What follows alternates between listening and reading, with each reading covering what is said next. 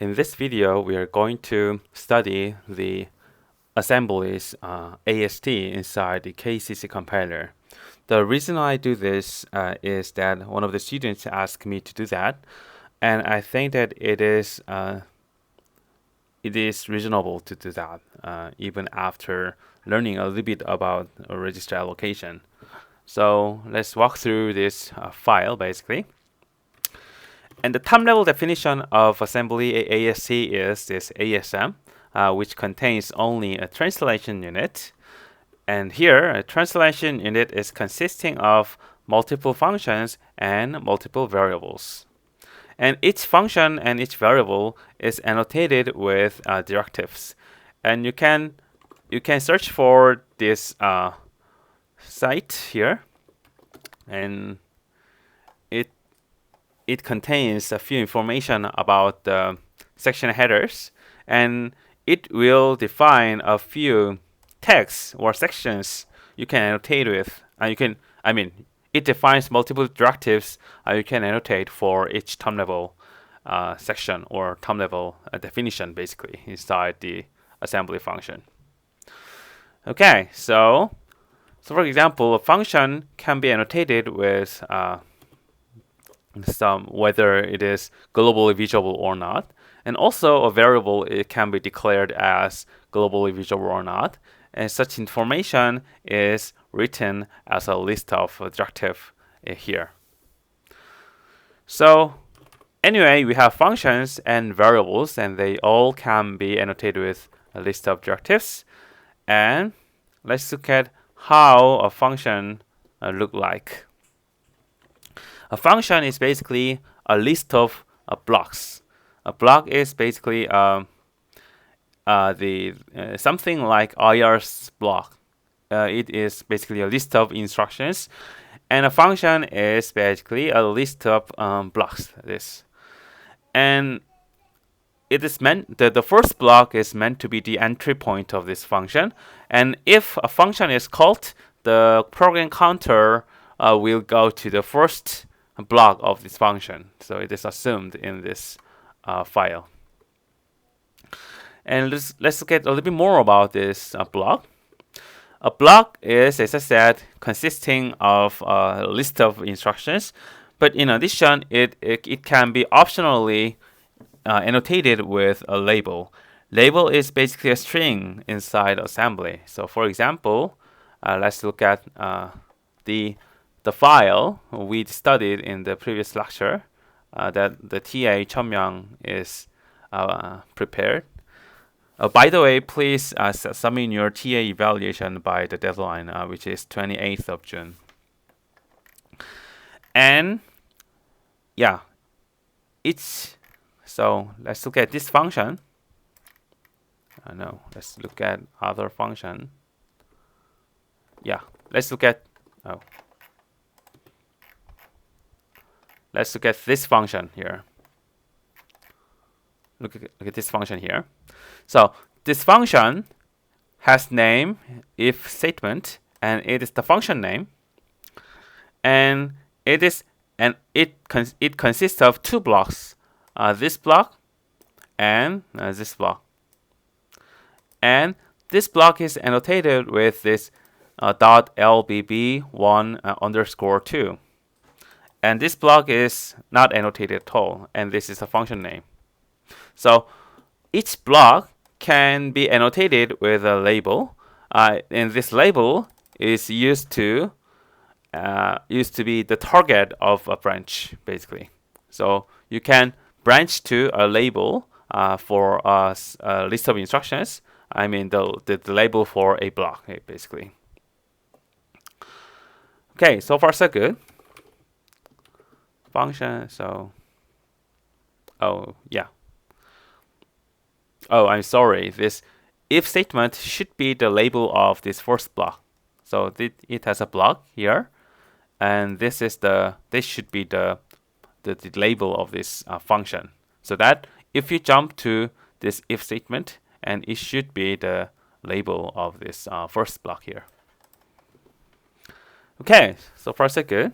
And let's move on to the blocks here. label is string basically, and it consists of multiple instructions. And let's look at how an instruction looks like in this assembly.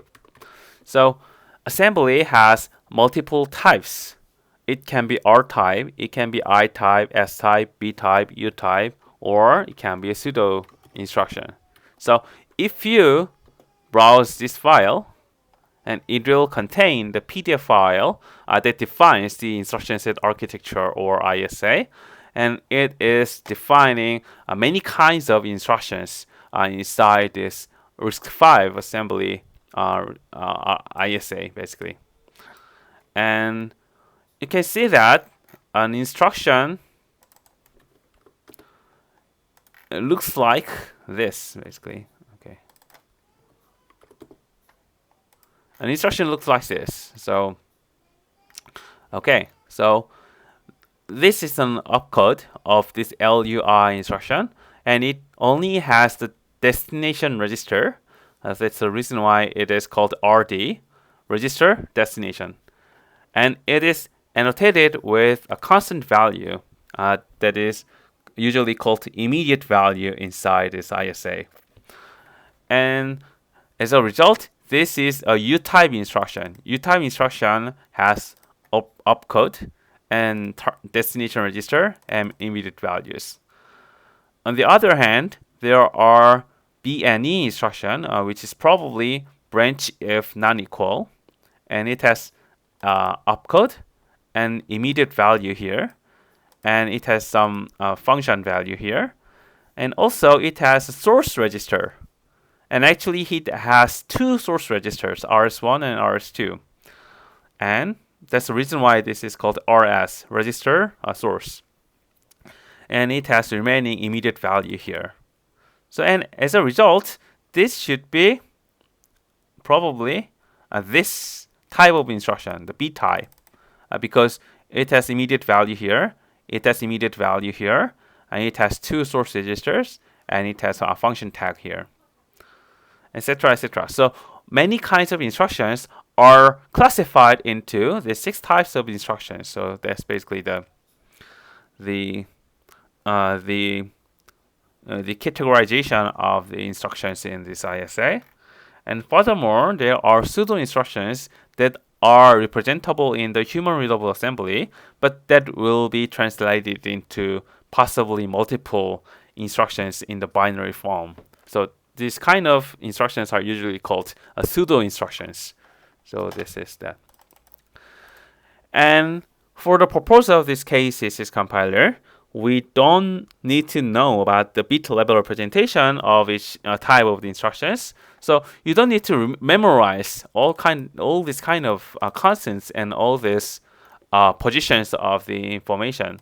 All you need is that, there are many types of instructions, and this can be classified into these multiple cases.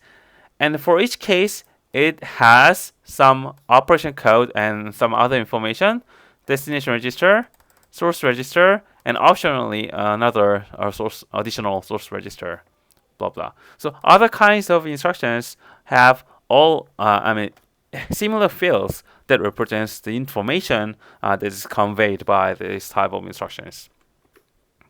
So this is the register number. So let's first look at how register look like. Okay, so register is a register may be a 0 register or return address register, stack pointer, global pointer, thread pointer, or temporal registers, or saved registers, or argument registers, basically. So this is again defined in this document. Probably it is also, yeah, it is defined in this document, and also it is going to be defined in other documents as well.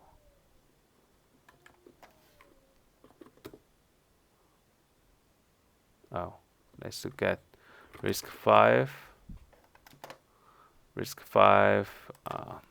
PSFI. Yeah, let's get this document.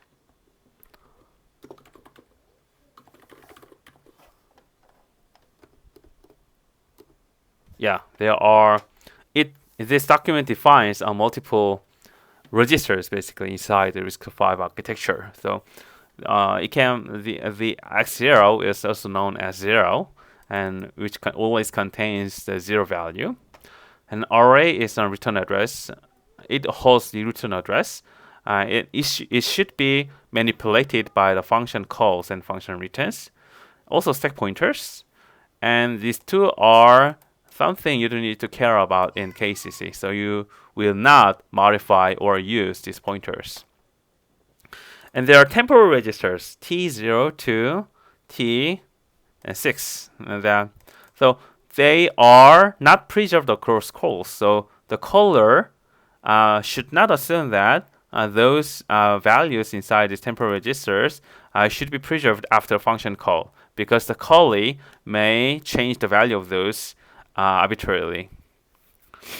And there are saved registers, S0 to S11, for which the caller of the function may assume that the value contained in these stored saved registers should not be changed across the function calls, because the callee guarantees that the saved registers are not changed across function calls.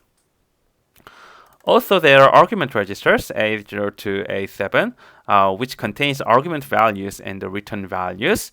And also, this is not assumed to be preserved after function call, because they are meant to be used to transfer values from callee to caller or caller to callee. So these are all the kinds of registers for integers. And as a result, we define registers as the enumeration of the union, tagged union of these kind of categories. In addition, for the target architecture of the KCC, which has 14-point registers, we also have floating pointers, temporal registers, 14 pointers, save registers, 14 pointers, argument registers, and they all are also represented as this: temporal registers, saved registers, argument registers. But at this point of time, register type is different. It is now 14-point instead of integer. And all the registers that can be used inside this architecture is already predefined inside this file. So you can freely use those registers in your implementation of assembly generation homework 7 and the project. Okay, this is the definition of registers, and you can also use the helper functions that help you construct the registers. Okay, so far so good. And let's go back to the definition of instructions. So R-type instruction, for example, has 3 registers, and RD is specifying which register the value should be stored. And basically, that is going to hold the result of this instruction after it is executed, because it's the destination. And source are the input. The source register's values are the input to the instruction, and they can be used to calculate something, and the result will be transferred into destinations. So they are basically inputs. And this R type is defining the nature of this instruction, and it can be various things. So it can be an addition, subtraction, shift left, shift right, blah blah, and multiplication, division, XOR, or the 14-point multiplication, etc., etc. And there are not only R-type instructions, but also other types of instructions like I-type. So S-type is basically calculating the arithmetic operations of two operands, 2 registers basically, and the result will be stored in the register. On the other hand, I-type instruction is calculating something from a register and an immediate value. here immediate value means a constant, for example 482. You can directly represent this constant value 482 inside the instruction. So if that is the case, I-type instructions are used. So for example, in XOR I instruction, you can, so in assembly, basically you can do something like this. Y XOR 1. And this XOR 1 can be encoded with this I-type instruction XOR I. And the and the immediate value will be annotated in here. And for the purpose of this KAIST compiler, you just need to put the immediate values here. But the other two chains will be used to translate this in-memory representation of AST into the string or the bytes that represents the instruction. So now you can imagine that I here for I-type instruction stands for immediate values. So it is immediate type instructions. And there are S-type, which is a store type instructions, and these branch type instructions or these U-type instructions. And you can read the documentation to see what's going on for this kind of instructions. And there are also pseudo instructions, move, jump, or JR, or other things as well. And you can read the documentation to see the meaning of all these instructions, basically. So the thing you should do is that for a given example program, you first run the Godbolt, the online compiler, or your own local environment compilers, and generate the RISC-V assembly. And you should mimic what they do inside this KAIST compiler. If they produce an XOR I instruction for a particular type of C instruction, a C line, then you should use this XOR I, the same RISC-V instruction for the translation results from a corresponding IR. So you can just mimic the behavior of the compiler one by one, and you can use just this definition to implement the assembly generation. Okay, so far so good. So far we studied the instructions, and let's go back to block, which is the list of instructions, and let's go back one step further to functions and the translation units. There are functions. So to recap functions, a function is consisting of multiple blocks, which may be annotated with labels or not, and they contains multiple instructions.